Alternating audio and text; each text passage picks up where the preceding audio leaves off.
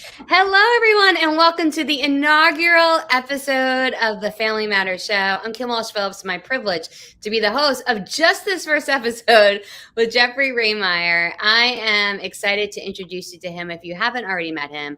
Jeffrey Rehmeyer is the president and attorney at CJA Law Firm, and while he is one of the leading attorneys on business and real estate law, his passion still resides within the family matters space and how all those components impact the families of York County. The reality is, when you plan for your family, you can not only ensure that they are okay today, but far into the future. So we're going to be talking about that as part of today's conversation. Hello, Jeff. How are you?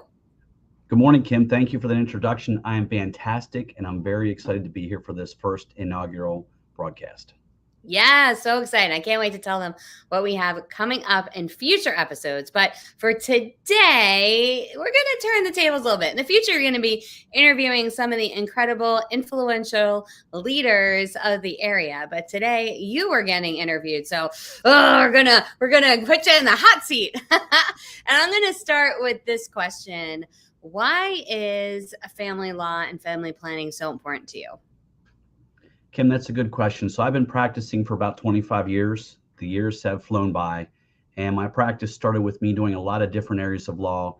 In a law firm, as a new attorney, you do whatever you're asked. So I litigated, I did family law like divorces and custody, I did estate planning, I did business, I did real estate, and I gravitated towards the latter three because I was an investment advisor before I went to law school. So I did a lot of business work, I did a lot of real estate work, and I dealt with individuals who were building wealth, supporting their families, making homes.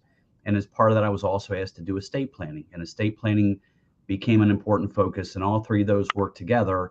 And what's happened over time is that emphasis on estate planning has become much more important to me.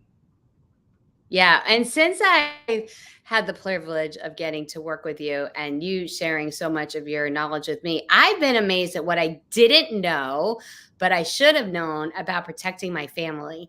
And so I thought maybe we can start out today by you just sharing maybe one or two tips of things that we should know that change over time. Like I set up my will when I first found out that I was expecting, right? But then there's so many things that change as our children grow up. Can you share a couple tips of things that we should know about right now? I certainly can. And just to add some context to your question, which is a terrific question, Kim, what's happened in those 25 years of practice is I've been through both personally and with clients many life stages. So I frequently get asked about estate planning when somebody's expecting or when somebody's had a child or when somebody's had a second or third child. So that is one of the big time events, big life events that will trigger estate planning. Another big life event that triggers planning is when a child goes away to college. And that's another major life event for a child. And as a parent who's sent 3 kids away to school, it's a big change for parents too. But I think my first tip to anybody would be this. You really need to pause for a moment and start to think about who you want to protect and who could help you protect them. And those become the fundamental questions and answers that you will then need to implement. But who are you going to protect? Typically your spouse, typically your children, sometimes pets, many times a business. A lot of people treat a business like a baby. And then who can help you if you can't help yourself? Yeah, so important about preparing. And then I think, one of the things that you shared, which was so important, is that it's not even just about the planning, it's about removing the chaos as much as you can in those moments. When you've clearly outlined what happens next, you remove that pressure of people having to figure that out.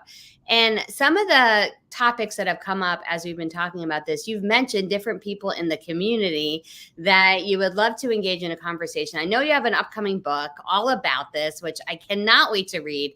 And you're going to be interviewing some of the people that are going to be featured in your book on this very show. So can you talk to me about why it was important to you to bring others into the conversation all around the family planning and family matters concept? Certainly, Kim. So just before I start to answer that question, you referred to planning and eliminating chaos. And one of the quotes that I favor when I talk to people is one by Alan Lakin, which is planning is bringing the future into the present so you can do something about it now. And Love that. that's a lot of what this is about, is doing something today to protect tomorrow. Now, the reason why I'm seeking out thought leaders and getting them involved in my book is because a lot of planning involves different aspects. And while I certainly have accumulated a lot of experience and expertise, there are others in the community that have more. One important aspect of my program is to talk about healthcare powers of attorney and living wills. And just briefly, a healthcare power of attorney is a document that you use to authorize somebody else who is your agent to make medical decisions for you. Because I'm not a doctor, because I'm a lawyer, I'm actually going to bring a very skilled and experienced doctor on my show in a few weeks. And we're probably going to have him on twice. One, to talk about those sorts of documents and how they're implemented. So if you're going to a medical facility and they look at you and say, do you have a healthcare power of attorney? Do you have a living will? He's going to talk about why that comes up, why you need it, how it's implemented. And then on a subsequent episode, we're going to talk about what happens if you or a loved one is in a facility and those documents really need to be used. So I'm bringing others in because of their expertise, because I know of their expertise, and because I interact with them. Another example would be this. For many clients for whom I do wills, I end up ultimately handling their estate. So I meet with them, we do the documents, we get them in place, we eliminate some of that chaos, and they do pass away. And I would, before I talk about that part, I would tell you that when I complete planning for most individuals, you can almost see the weight lifted off their shoulders because they know they have something in place. They know they made key decisions. They know they're protecting loved ones. But when a will is actually dealt with after somebody dies, when it's probated, you interact with the Register of Wills.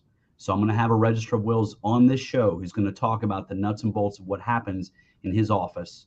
And I'm bringing him on. I know how he does it. I know what he does. I know he's experienced, he's skilled, and he's the other part of what I do. So I'm Yeah, trying can to. you imagine going through all this and already knowing what happens next? Like not having to start in the grief, in the moment of shock, in the moment of dealing with of obvious emotional change, to not have to then also figure out what happens next from a legal perspective is so powerful because then you could really focus on what matters most in that moment. Kim, you're exactly correct. That planning and thinking ahead is so critical. And I probably have one or two examples a week that arise where people should have and didn't, and I'm helping loved ones pick up the pieces. For example, just last Friday, I got a call from some executives at an insurance company. One of their employees died, and there were questions about what to do in that instance because he died on his way to a car. Very unfortunate. He was married a couple times, currently separated, has a number of children, and his current wife, his sister were trying to figure out what to do. The employer was trying to decide what to do. They're currently trying to locate documents, and there's a lot of chaos. There's a lot of question and concern.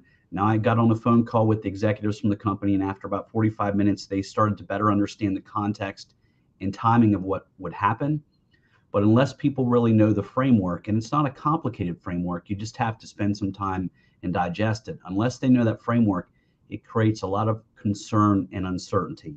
And part of what I try to do and what I'm going to do with these programs is help people better understand the process, eliminates the uncertainty, and helps them make the decisions they need to make to protect themselves and to protect their family.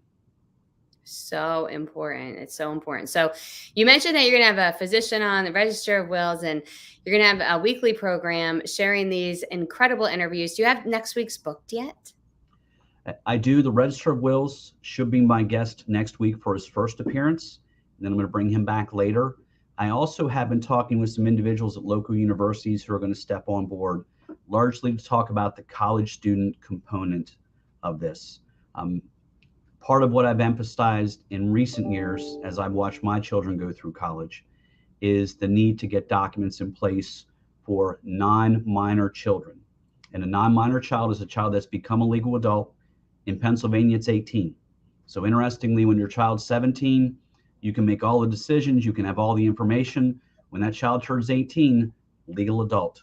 Because we know they make great choices at 18. It's like obviously all wisdom is just falls upon them and the 18-year-old. Well, certainly, you know that you and I made fantastic choices when we were 18, Wonderful 17. choices at that age. Yeah. That's right. Well, hopefully At least none of yours and none of mine were irreparable. And that's part of what you look out for. But for parents with non-minor children, there are some things you need to do to help yourself protect your children. And that's been a big point of emphasis in my recent programs. I've done a webinar. It's going to be a large component of the book that I'm doing, so the parents know what they need to do first for their children, then for themselves. And in that regard, I'm involved with a number of local universities. I've invited some guests on from them to talk about student experiences at the university level, and even some tips for either college bound or students who are already in college. So some tips to help your child in that regard as well. So those guests are coming up. I also have lined up some guests who are going to talk a little bit about charitable interests, and that arises in a couple respects. One is scholarships for students. College is not getting any less expensive. There is some mystery on how you apply for, seek, where are scholarships, where can you get them? A lot of people don't know. So I have some individuals who are going to talk about that. And then I'm also dealing with the executive director of one of our local charitable foundations that does a lot of philanthropic work, ties in not only with college students, but when you do estate planning, many people consider charities as part of that planning process so they can leave something for a charity that matters to them. And that's often a common discussion I have. Student-based charities, animal-based charities, the SPCA is commonly discussed. A lot of times I help with organizations that deal with specific illnesses or problems that a person or a loved one might have had when they were alive. So we are going to talk about those charitable interests as well.